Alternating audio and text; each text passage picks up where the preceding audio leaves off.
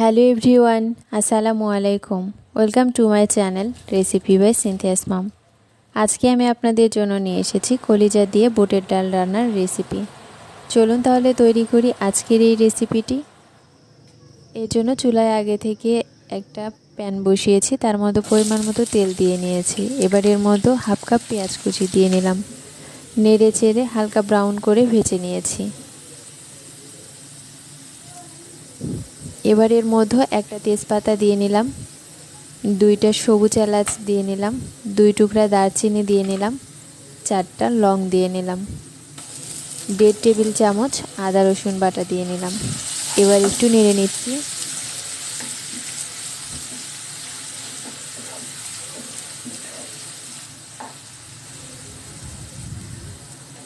এবার এর মধ্যে সামান্য একটু পানি দিয়ে নিলাম যেন মশলাটা পুড়িয়ে না যায়।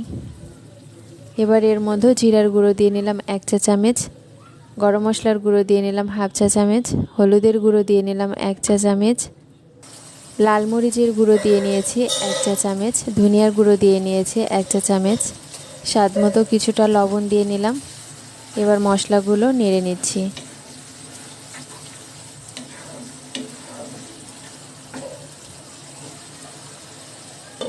এবার ঢাকনা দিয়ে মশলাটা কষানো পর্যন্ত রান্না করে নিব। কিছুক্ষণ রান্না করার পরে ঢাকনাটা উঠিয়ে নিয়েছি। আমার মশলাটা কষানো হয়ে গেছে।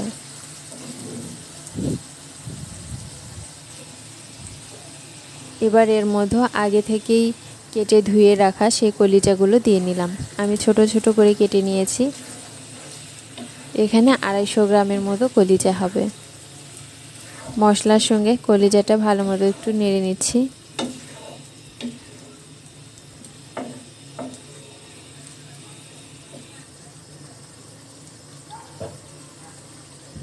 এবার ঢাকনা দিয়ে রান্না করব কলিজাটা কষানো পর্যন্ত।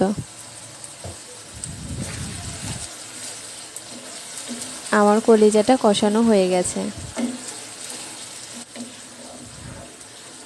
দেখতেই পাচ্ছেন উপরে তেল ভেসে উঠেছে। এবার এর মধ্যে ডাল দিয়ে নিচ্ছি। ডালটা আমি আগে থেকে সিদ্ধ করে নিয়েছিলাম। আমি এখানে 1 কাপ ডাল নিয়েছি, খুব বেশি সিদ্ধ করি নাই।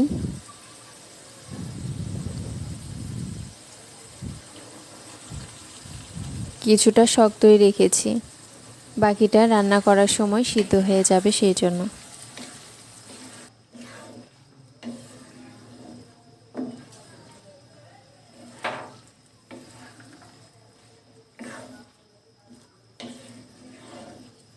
এবার কলিজার সাথে ডালটা কিছুক্ষণ কষিয়ে নেব। এর জন্য আমি ঢাকনা দিয়ে নিলাম।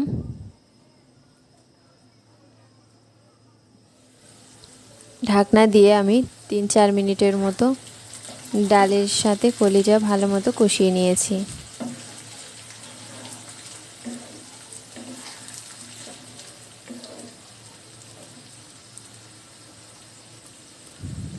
এবার এর মধ্যে পানি দিয়ে নিচ্ছি। আমি ডাল সিদ্ধ করেছিলাম, সেই পানিটা ফেলে দিইনি, সেই পানিটাই দিয়ে নিচ্ছি।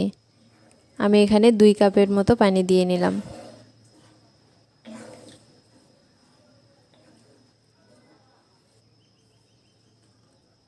এবার এর মধ্যে 8টার মতো কাঁচামরিচ দিয়ে নিলাম।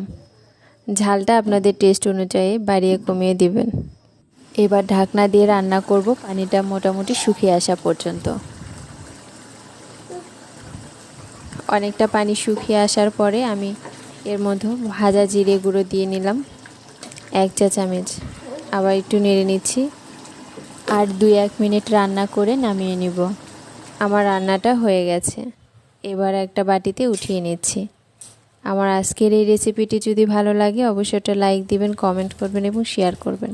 সাথে আমার চ্যানেলটি সাবস্ক্রাইব করবেন, পাশে থাকা বেল আইকনটি বাজিয়ে দিবেন। সবাই ভালো থাকবেন, সুস্থ থাকবেন। আল্লাহ হাফেজ।